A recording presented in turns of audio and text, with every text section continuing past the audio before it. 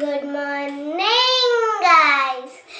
ಇವತ್ತು ನನ್ನ ಮನೆಯಲ್ಲಿ ಸಂಡೇ ಸ್ಪೆಷಲ್ ಮಾಡ್ತಾ ಇದ್ದೇನೆ. ಅದು ಉದ್ದು ದೋಸೆ. ಇಲ್ಲಿ ನೋಡಿ, ನಾನು ಬೆಳಗಿಂದ ಇಷ್ಟು ಮಾಡಿದ್ದೇನೆ.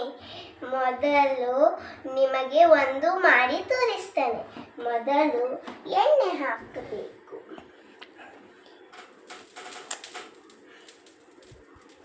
ಮತ್ತೆ ಬಂದ ಹಾಕಬೇಕು.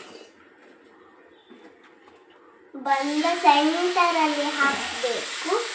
ಮತ್ತೆ ಸ್ವಲ್ಪ ತಿರುಗಿಸ್ಬೇಕು. ಸಾಕು. ಮತ್ತೆ ಬಂದ ಹಾಕಿದ ನಂತರ ಡಕ್ಕನ್ ಇಡಬೇಕು. ಮತ್ತೆ ಸ್ವಲ್ಪ ವೇಟ್ ಮಾಡಬೇಕು ಅದಕ್ಕೆ.